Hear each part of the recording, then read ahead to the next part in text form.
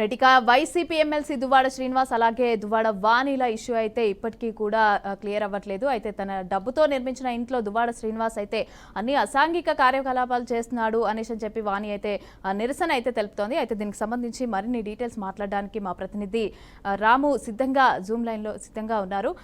రాము, చెప్పండి, దీనికి సంబంధించి ఏ విధంగా చూడాలి? అంటే వీరి ఇష్యూ ఇంకా క్లియర్ అవ్వట్లేదు. 10 రోజుల నుంచి వాణి అయితే నిరసన తెలుపుతోంది. అయితే దానికి సంబంధించి పోలీసులు కూడా నోటీసులు ఇవ్వడానికి వాణికి ఇంటి వద్దకు వచ్చినట్టుగా తెలుస్తోంది. అయితే దీనికి సంబంధించి వాణి కూడా రియాక్ట్ అవుతోంది. అంటే నాకు ఈ నోటీసులను అయితే నేను యాక్సెప్ట్ చేయను అనేసి అని చెప్పి ఒకరి మీద ఒకరు వాదనలు చేసుకుంటున్నారు. అయితే ఏ విధంగా చూడాలి దీన్ని?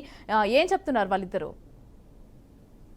ఎమ్మెల్సీ దువ్వాడ శ్రీనివాసరావు సంబంధించి ఏదైతే కుటుంబ కలహాలు ఉన్నావో నేటికి 10 రోజులైతే అయ్యే పరిస్థితి అయితే కనిపిస్తుంది.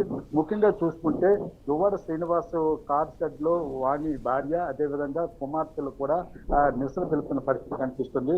అదే ఇంట్లో దువ్వాడ శ్రీనివాస్ అయితే 10 రోజులుగా ఇంటికే పరిమితమైన పరిస్థితి కనిపిస్తుంది. అయితే ఈ ముందు నుంచి కూడా మనం దువ్వాడ విషయానికి సంబంధించి చూసుకుంటే ప్రతి క్షణం కూడా ఉత్కంఠభరితంగా ట్విస్టుల మీద ట్విస్టులు, సినిమాని మించి కూడా ట్విస్టులతో అయితే వీళ్ళిద్దరు కుటుంబ కలహాలు అయితే జరుగుతున్న పరిస్థితి కనిపిస్తుంది. ఆంధ్రప్రదేశ్ మొత్తం కూడా ఈ విషయం మీద కొంత ఆసక్తిగా గమనిస్తున్న పరిస్థితి కనిపిస్తుంది. అయితే 10 రోజులు సమయం జరిగిపోయింది, ఇంకా వాణి దీక్ష అయితే విరమింపజేయడం లేదు. అదేవిధంగా మనం చూసుకుంటే ఈ రోజు స్థానిక టెక్కలి ఎస్ఐ కూడా వచ్చి 41 నోటీసు జారీ చేయడం జరిగింది.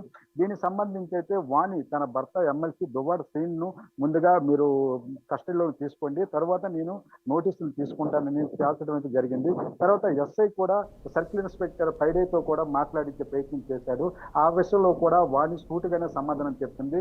ఎమ్మెల్సీని ముందుగా మీరు కస్టడీలో తీసుకుంటే తర్వాత నేను దానికి సంబంధించిన రిప్లై ఇస్తానని చెప్పడం జరిగింది. అయితే ఎమ్మెల్సీగా ఉన్న దువ్వాడ శ్రీనివాసరావుకి నోటీస్ ఇవ్వాలన్నా, ఆయన కస్టడీలో తీసుకోవాలన్నా కనీసం కొంత ప్రాసెస్ అనేది ఉంటుంది. ఆ ప్రాసెస్ చేసిన తర్వాత ఆయన్ని కూడా నోటీస్ ఇష్యూ చేస్తామనేసి సర్కిల్ ఇన్స్పెక్టర్ చెప్పడం జరిగింది. అయితే దీనికి సంబంధించి పోలీసులతో కూడా కొంత వాగ్వాదం అయితే చోటు చేస్తున్న పరిస్థితి అయితే మనకి కనిపిస్తుంది. ఎందుకంటే నేను 10 రోజులుగా నిరీక్షిస్తున్నాను. అదేవిధంగా మొదటి రోజు ఏదైతే ఇంట్లోని ప్రవేశించానో ఆ క్షణంలో నాపై దాడి కూడా దిగారు.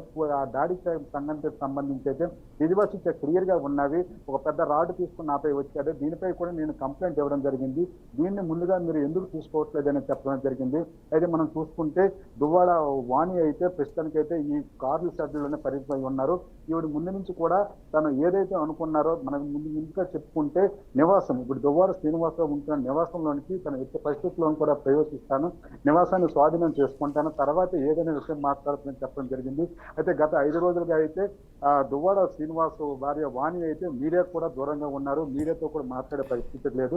అయితే మనం ఒకసారి బీఆర్కే ఎక్స్క్లూజివ్గా వాణి గారితో మాట్లాడే ప్రయత్నం అయితే మనం చేద్దాం. మేడం, చూసుకుంటే 10 రోజులు సమయం అయిపోయింది. మీరు ఇంటి కారు షెడ్కే పరిమితం అయ్యారు, ఆయన ఇంటికే పరిమితం అయ్యారు. అసలుకి ఈ 10 రోజుల్లో కూడా మీ కుటుంబ పెద్దలు కూడా డిస్కషన్ చేశారు, అవి కూడా సఫలం అవ్వలేదు. ఏ విధంగా చూడదు? మేము అడగలేదండి.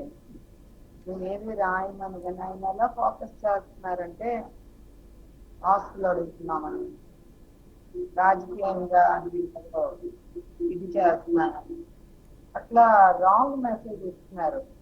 ఇప్పటికీ మీడియా ముందు అవుతా నేను చెప్తున్నాను, నాకు ఏమీ రాయొచ్చు, నాకు అసలు ఒక్కటి కూడా నాకు కానీ నా పిల్లలకి రాయదు.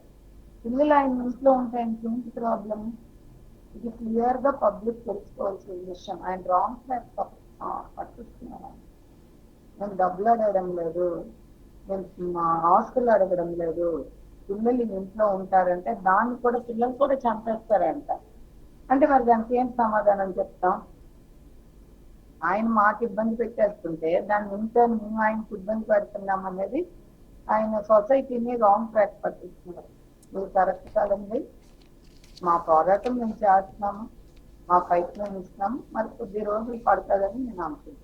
అంటే ఈ 5 డిమాండ్లు అనేది అవాస్తవం. అసలు ఎటువంటి డిమాండ్లు కూడా మీరు పెట్టలేదు అంటారు? నేను ఏ డిమాండ్లు పెట్టలేదండి. అనవసరం మా చుట్టాలు వెళ్ళి కూర్చున్నారు, కలపడానికి కూర్చున్నారు. కలపడానికి కూర్చుంటే వాళ్ళు ఏవేవో కథలు చెప్పుకొని వెళ్ళిపోతున్నారు. వాళ్ళ అన్నదమ్ములు వాళ్ళు ఏదో కలపడానికి. నేను చెప్పిన ఇట్లాంటి మాటలు ఆడతారని నేను ముందు నుండి ఆస్తులు వద్దు, మా పేరున ఏమీ రాయొద్దు, ఇక్కడ అందరం కలిసి ఉందాం అని చెప్తున్నాను. ఏమంటే మేము చంపేస్తామంట, మేమంటే తాళం వేసి చూసినాడు బయట పెట్టామంట, ఫోన్ నాకు కాదు పిల్లలకి పెట్టుకుంటే పిల్లలు చంపేస్తారంట. దానికి ఏం చెప్తాం మనం? అట్లాంటి మాటలు రాంగ్ మెసేజ్ ఇస్తున్నాడు ఆయన. అది అంటే మీ ఏది మీ ముఖ్యంగా మనం చూసుకుంటే మీ భయం ఏంటి? ఇంట్లో అడుగు పెట్టడం భయమా? అంతే. అంతవరకు నిరసన ఉంటుంది అంతే.